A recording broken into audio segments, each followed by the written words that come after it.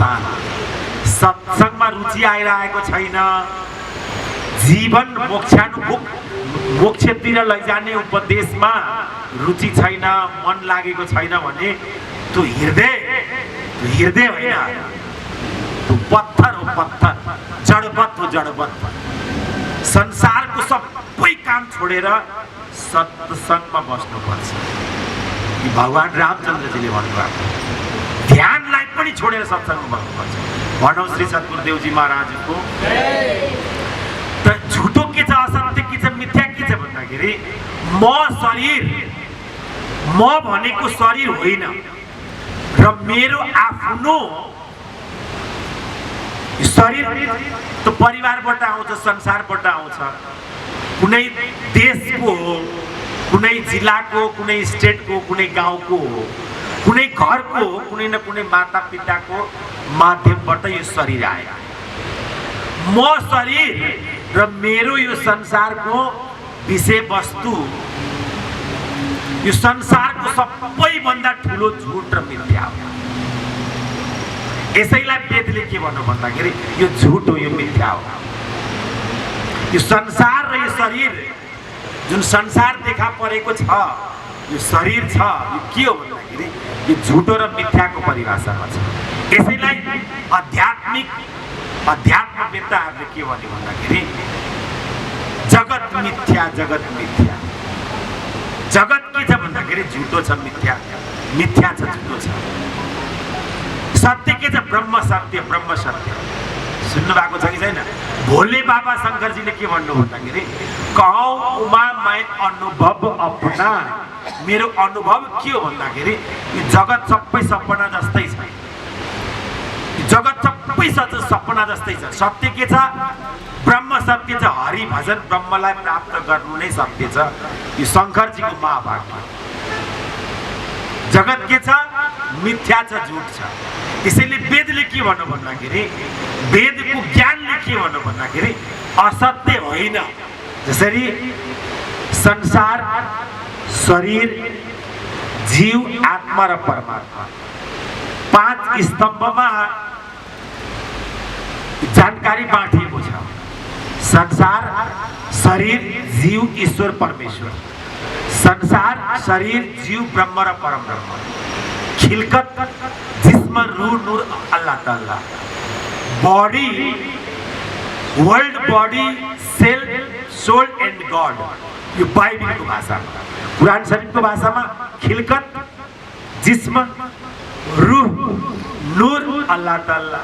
हाम्रो वेद, हाम्रो सनातन ग्रन्थहरूको भाषामा संसार, शरीर, जीव, आत्मा र परमात्मा। 5 स्तम्भको जानकारी एक 4 सद्गुरुसित मात्रै थियो, हुन्छ। र झुटो के छ भन्दाखेरि संसार र शरीर, यसरी बिचमा जीवको स्थिति छ। तपाईँको स्थिति कहाँ छ? बिचमा छ। संसार र शरीर के छ भन्दाखेरि जीव यदि, तपाईँ र हामी यदि शरीरमय भएर संसारतिर हिँड्यो भने वेदले यसैलाई मना गरेको छ, असत्य भयो, झुट भयो, मिथ्या भयो। यानी जीवले शरीरमय भएर, शरीर र जीव मिलेर तपाईँ मान्छे हो, मनुष्य हो। शरीर पनि छ, शरीरको साथमा जीव पनि छ।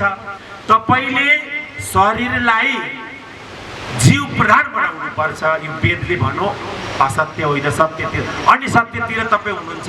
तपाईले यदि जीवलाई शरीर प्रधान बनाउनु भयो भने के हुन्छ भन्दाखेरि त्यो मिथ्या र झुट संसारतिर जान्छ।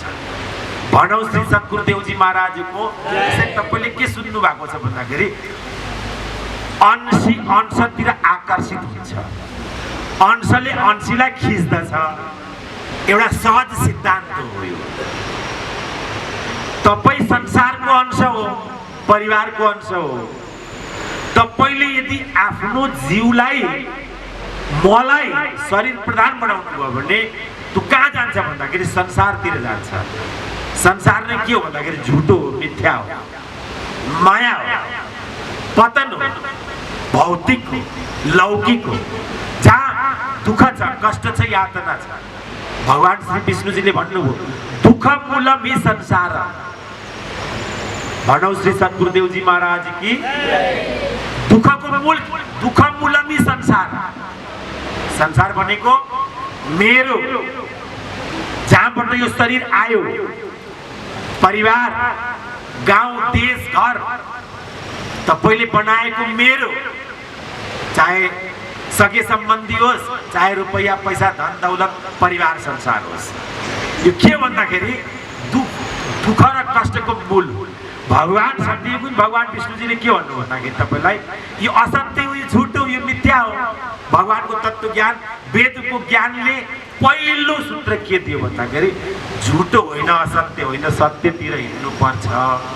असतोमा सद्गमय। तपाईँ र हाम्रो मानव जीवनलाई सर्वोत्तम बनाउनको लागि यो तीनटा फर्मुला छ। असतोमा सद्गमय सुन्नुस्, पहिला यसको व्याख्या सुन्नुस्। अनि के भन्दाखेरि तपाईलाई संसार झुटो छ, मिथ्या छ। विष्णुजीले के भन्नु भन्दाखेरि दुख मूलमी संसार।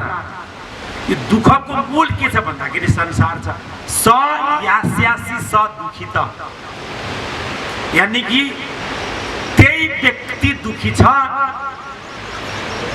जसलाई संसारतिर आकर्षण र आसक्ति छ। यदि दुखबाट छुट्ने हो भने तस्य त्याग कृतो यन न सुखी न नपार न क्वाचित। भगवान विष्णुजीले भन्नु, यदि तपाईलाई दुखबाट छुट्नु छ भने, कष्टबाट छुट्नु छ भने, यातनाबाट छुट्नु छ भने तपाईले के गर्नुपर्छ भन्दाखेरि यो असत्य, यो संसारबाट, संसार र शरीरबाट जीव आत्मा परमात्मातिर हिँड्नुपर्छ। अझै सजिलो, संसार, शरीर, जीव, आत्मा र परमात्मा। यदि जीव संसार र शरीरतिर गयो भने यो झुट भयो, मिथ्या भयो, माया भयो, यो असत्य भयो। दुखोका मूल नै संसार हो। अब जीवले कता हिँड्नुपर्छ भन्दाखेरि यो शरीरलाई जीव प्रधान बनाएर, जीवलाई शरीर प्रधान बनाउने होइन, बरु शरीरलाई जीव प्रधान बनाएर आत्मा र परमात्मातिर हिँड्नुपर्छ भनेर वेदले भन्यो, भगवानको ज्ञानले भन्यो। झुट होइन, मिथ्या होइन, सत्यतिर हिँड्नु। असदोमा सद्गमय। उत्तिष्ठत, यानी उठ्नु पर्छ तपाईले संसारबाट, शरीरबाट। आफ्नो अस्तित्वलाई चिनेर, आफ्नो अस्तित्वलाई कर्तव्यमा जोडेर आफ्नो मन्जिललाई प्राप्त गर्नुपर्छ। पहिलो सूत्र भयो असतोमा सद्गमय। भनौ श्री सद्गुरुदेवजी महाराजको। अर्को के छ भन्दाखेरि तमसोमा ज्योतिर्गमय। तमस, तमस भनेको के भन्दाखेरि अन्धकार। अन्धकार, अन्धकार के हो? एउटा अन्धकार त यो जान्नुहुन्छ, दिउँसो छ अनि राति हुन्छ, अन्धकार भयो। अन्धकार भनेको यो अन्धकार मात्रै अन्धकार हो। अन्धकार के छ भन्दाखेरि तपाईँ र हाम्रो जुन मोह छ नि, आसक्ति छ, संसारको व्यक्ति वस्तु सम्पत्ति स्थानमा, आफ्नो स्वजनहरूमा, यो संसारको विषय वस्तु व्यक्तिमा जुन मोह छ, जुन आकर्षण छ, यसलाई के भन्नु भन्दाखेरि सन्तन्तीय भाषामा, वेदको भाषामा तमस। तमस, अन्धकार, मोह निशा सब सोनियारा। मोहमा सबैको आँखा बन्द छ। मोहको पट्टी आँखामा बाँधिएको छ, आँखा बन्द छ। अब आँखा खोल्नु पर्यो नि त तपाईँ, हो कि भन्नुहोस् त? आँखा बन्द छ, खोल्नु पर्यो। तपाईँको आँखा बन्द भएको छ।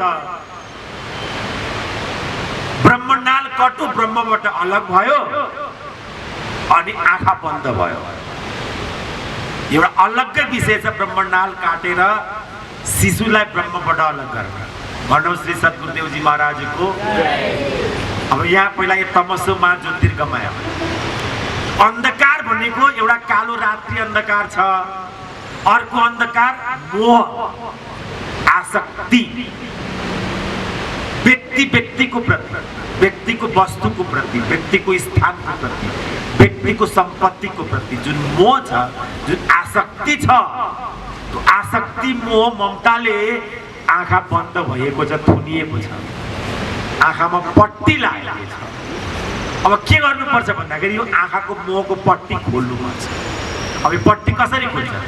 यो कपाट त बन्द भएको छ, तपाईको हेर्ने आँखै छैन, असली देख्ने, असली देखा पर्ने ब्रह्म ईश्वर आत्मा हेर्ने आँखै छैन,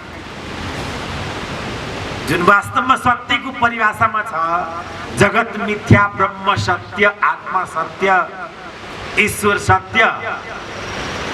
अब त्यो आत्मा ईश्वर ब्रह्म हेर्ने आँखै छैन, मोहको पट्टीले बाँधिएको छ। त्यसैले वेदले के भन्नु भन्दाखेरि तमसोमा ज्योतिर्गमय, अन्धकार ममता मोह आसक्ति होइन, आफ्नो दिव्य दृष्टि खोल। तिमी आफ्नो दिव्य दृष्टि गुरुबाट तिमीले दिव्य दृष्टि खोल। जबसम्म तिमीले दिव्य दृष्टि खोल्दैनौ, तिम्रो दिव्य दृष्टि खुल्दैन, तपाईको कपाट खुल्दैन, तपाईको तेस्रो आँखा खुल्दैन, त्यो खुलेर त्यसको व्यावहारिकतामा तपाईको जीवन हुँदैन, आत्मा ईश्वर ब्रह्ममय तपाईको जीवन हुँदैन भने तपाई के छ भन्दाखेरि मोहको निन्द्रामा, त्यो मोहको अन्धेरोमा तपाई सुत्नु भएको छ। भनौ श्री सद्गुरुदेवजी महाराजको यसमा के छ भन्दाखेरि रामचरितमानसमा एउटा चौपाई छ गुरुको चिनारीको लागि, अवतार र भगवानको चिनारीको लागि। म भन्दिउ है त, यो तमस तमस भन्नेमा आयो अन्धकार, मोह मोह मोह महामोह, महामोह तमपुञ्ज, तीनटा छ है त। पहिला मोह छ, अनि के छ भन्दाखेरि महामोह छ, अनि महामोह तमपुञ्ज छ।